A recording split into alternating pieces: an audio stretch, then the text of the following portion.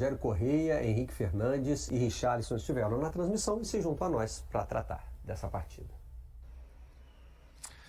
Um abraço, Barreto, um abraço, Mansur, Ana Thaís, todo mundo que acompanha o Troca de Passes. Olha quem está comigo aqui, Richarlison e Henrique Fernandes, que vão comentar. Olha, um jogo bem animado, hein? A gente deu um like aqui pro jogo, porque o jogo foi bem legal. Cruzeiro contra Vasco para 36 mil torcedores. Tem aí os melhores momentos para o Richarlison e o Henrique irem analisando. Logo de cara já teve uma chance do Cruzeiro com o Caio Jorge. O Léo Jardim fez uma grande defesa. E mais para frente o Léo Jardim seria decisivo também. Richarlison, estão brigando mais ou menos na mesma faixa da tabela. Times em crescimento no Campeonato Brasileiro, Cruzeiro e Vasco.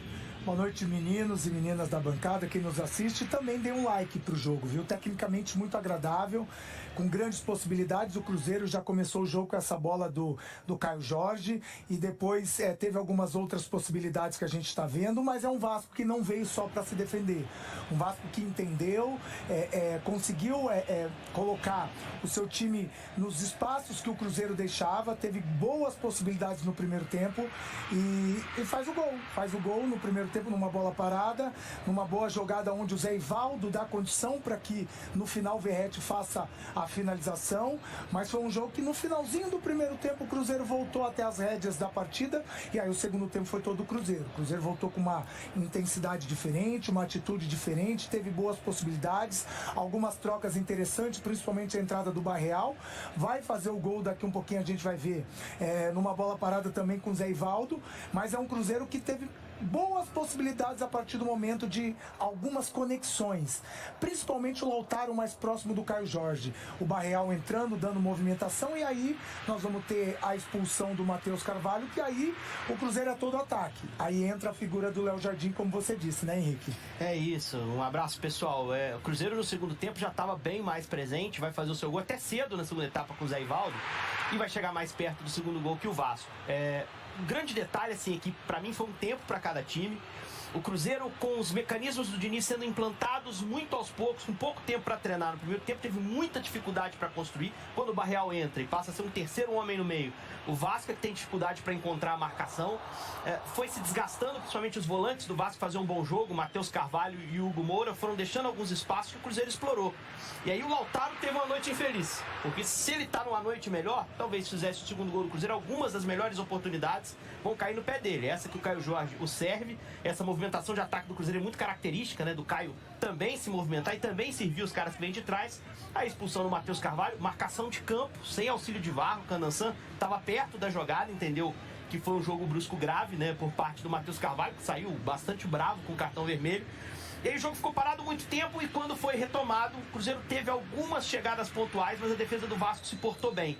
A última grande chance, a gente vai ver uma finalização do Peralta com o Léo Jardim, que várias vezes no campeonato já apareceu para salvar o Vasco, para garantir vitória, para garantir empate. Essa noite garantiu o empate com essa defesa excelente. A bola tem até um desvio no Sforza, fica mais difícil ainda, mas ele consegue defender. Acho que no saldo geral, o Cruzeiro tem mais a lamentar. Nos últimos 6 jogos em casa no Campeonato Brasileiro, só ganhou do Atlético Goianiense. Está tendo dificuldade para performar e era o melhor mandante do campeonato no início da competição. E o Vasco conseguiu rodar um pouco o grupo, deu minutos para o Coutinho, que jogou até 15 minutos no segundo tempo. Acho que ganha moral para o jogo de quarta contra o Vasco, porque mesmo com essa rotação empatou, pontuou fora de casa, acho que tá ok. E acho que é um time que na quarta tem condições, mesmo tendo desgastado aqui, de fazer um bom jogo contra o Atlético, nesse jogo que é o mais importante da semana do Vasco aqui em Belo Horizonte. Jogo pela Copa do Brasil, enquanto que o Cruzeiro joga pelo Brasileiro no meio da semana contra o Fluminense. O Cruzeiro hoje não contou com o Matheus Pereira, sentindo um incômodo muscular, e não contou também com o Fernando Diniz, estava cumprindo suspensão, não ficou hoje no banco. Bom, as duas equipes ainda podem sonhar mais alto, vaga na Libertadores, né? Tá aberto para eles, faltando aí 10 rodadas pro fim, o Vasco devendo um jogo, né, Richard? Eu acho que o mais importante pro Cruzeiro nesse momento é logo assimilar a nova metodologia do Diniz, né? Que é diferente, a gente sabe disso, já viu isso no Fluminense, e aos poucos esse Cruzeiro ir adaptando-se a essa nova filosofia. É o que tem acontecido. Jogadores têm, metodologia tem, material, matéria-prima tem, agora é ver quanto tempo vai durar ou vai gastar o Diniz para colocar a sua metodologia. Já o Vasco é da sequência no bom momento, sequência nas possibilidades, tem uma Copa do Brasil aí para decidir. Então, assim, as duas equipes estão vivendo momentos bons dentro da temporada, cada um com o seu objetivo. Mas, acima de tudo, mais importante é as Copas, porque o brasileiro tá ficando um pouquinho para trás, e aí vencer nessas Copas fica o brasileiro em segundo plano. Olha só, o Vasco em 9º lugar, Cruzeiro em 8º lugar. E olha que curiosidade, meus amigos. Hoje foram adversários, Cruzeiro e Vasco. Amanhã o Vasco vai treinar no centro de treinamentos do Cruzeiro, na Toca da Raposa, se preparando para enfrentar o Atlético, arquirrival do Cruzeiro. É Copa do Brasil no meio da semana, mas tem Brasileirão também. Um abraço. Estamos na linha, adversário não é inimigo, né, Rogério? Valeu, obrigado ao meu conterrâneo, ao Henrique, ao Richarlison. São dois times que vão ficar ali esperando o aumento do G, né? Isso. Estão posicionados ali para ver o que pode acontecer em termos de classificação direta para Libertadores na próxima temporada, né? Bom, vamos chamar então o PC Oliveira para a segunda participação dele no Troca de Passes neste domingo. Tem algum dia assim que a gente não precisou do PC no domingo? Não, né? Você sabe que ontem, né, eu me confundi no começo do programa e disse que o PC estava de folga. Aí cacei a folga dele imediatamente. Foi necessário, né, PC? Você está aqui com a gente. Mas sejamos justos, esses jogos de agora não te deram tanto trabalho, tanto que a gente separou um lance só, não é isso? É verdade. Boa noite novamente, Barreto, Mansur, Ana, pessoal que está em casa. Os jogos das 16 horas foram mais agitados, né? E na sequência da rodada, a partir das 18h30, a gente só separou o lance aí da expulsão do Matheus Carvalho no jogo contra o Cruzeiro. O jogo apitado pelo Matheus Candansan, que rapidamente fazer um comentário sobre ele, que é um árbitro jovem, de 26 anos, é da Federação Paulista, esteve recentemente num curso de árbitro promissor na Conmebol, está sendo preparado aí para ingressar no quadro da FIFA, esteve com os assistentes Thiago Farinha, aqui do Rio, que é jovem, que é muito bom, e com o Thiago Labes, de Santa Catarina, é o trio aí de jovens que a CBF vem preparando aí para, no futuro, ingressar no quadro internacional. Vamos ao lance, então? Vamos ao lance sim. A gente vai rodar aqui o domínio do Matheus Carvalho, chamar a atenção que ele tenta dominar a bola, ele perde o domínio da bola e desde o começo a ação dele já é com a sola da chuteira. Tá até tentando visar, tentando tocar na bola, o Matheus Henrique chega primeiro e aí ele tem a ação que é com a sola da chuteira, e esse tipo de entrada o árbitro sempre vai avaliar se o jogador de alguma maneira está tentando recolher a perna, se ele recolhe a perna no movimento, né? Essa imagem de trás a gente percebe que desde o início ele está com essa perna em riste, com a perna estendida, e a imagem de frente acaba mostrando ali o contato, né? Com força excessiva, o tempo todo com a perna estendida, com a perna em riste. Em nenhum momento ele fez o movimento para tentar diminuir o impacto, né? Desde o começo da ação, e principalmente na câmera 1, que a gente percebe quando ele, na câmera principal, né? Que ele perde o domínio da bola e tem essa entrada com o uso de força excessiva.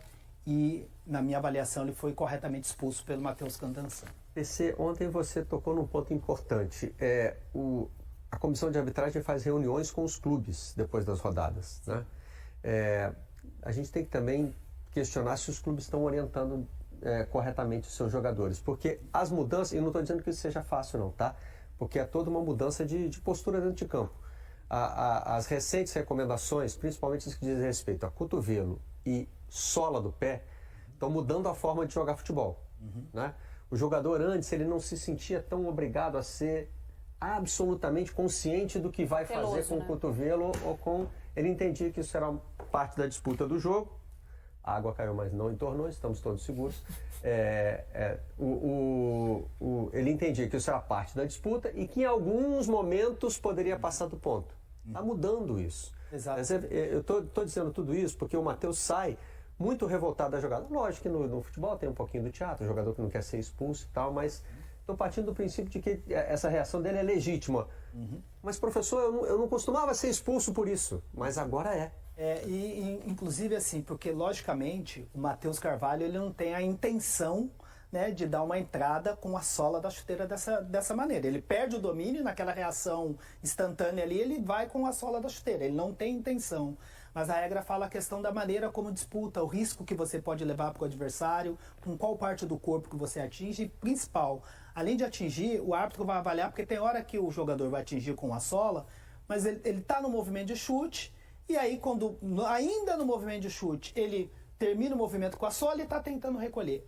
Aí você tem uma análise diferente. Mas a ação dele, desde o primeiro momento, já é com a sola da chuteira. Talvez no inconsciente ele deve estar pensando, poxa, mas eu fui visando a bola, eu fui para entrar na bola. Mas aí a regra não fala da intenção, e sim da forma, da intensidade, e aí a expulsão é correta. E sobre a reunião com os clubes, foi um pedido, uma determinação do Edinaldo, do presidente Edinaldo, que reuniu os clubes, os árbitros na CBF há mais ou menos 3 semanas, aí 1 mês, teve uma reunião de emergência lá, falaram muito sobre o critério do VAR, de diminuir a intervenção no VAR, mas para isso, a intervenção do VAR, mas para isso o desempenho no campo precisa melhorar também, porque senão você acaba tendo uma exposição maior do VAR, e ficou determinado que semanalmente a CBF vai ter essa comissão, essa reunião com os clubes, falando dos lances, fazendo as análises, e é importante que essa informação seja sempre difundida e chegada aos mais interessados, que são os jogadores que vão atuar no campo de jogo. Sobre o uso do braço, inclusive nesse jogo a gente percebe que o Matheus Henrique ele está com a toquinha, porque no primeiro tempo ele teve uma ação do Jean Davi, que foi com muito impacto, que acertou o supercílio dele, saiu com um ferimento sangrando e não foi e o jogador do Vasco não foi advertido, porque foi uma ação disputando a bola, ele foi desequilibrado pelo próprio Matheus Henrique, ele está disputando a bola e na queda ele atingiu com muita força, com impacto, E aí mas não tem uma erro de ação critério. da disputa, né? Sem ter movimento de gatilho, é o que diferencia quando tem disputa de bola ou não. Perfeito, PC. Só uma perguntinha À pra vontade. você. E essa reunião dos clubes com a CBF, ela vai continuar acontecendo ou foi esporádica? Essa foi a determinação de toda rodada a comissão de arbitragem fazer essa devolutiva aí. Ela já faz sempre com os árbitros, né?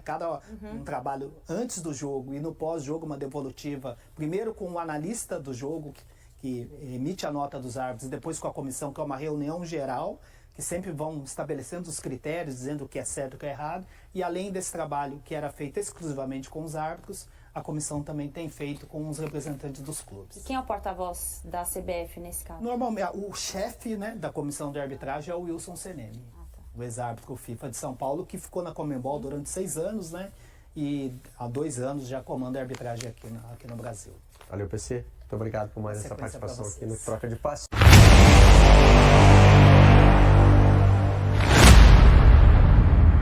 Um jogador formado na base do Cruzeiro, Juan Santos, está se despedindo do clube para atuar no Campeonato dos Emirados Árabes. Em suas redes sociais, agradeceu a oportunidade dada pelo clube, onde fez sua estreia como jogador profissional. Ele levantou a bandeira da gratidão, agradecendo aos funcionários, diretores, comissão técnica e colegas de time pelo apoio e parceria ao longo da sua jornada no Cruzeiro.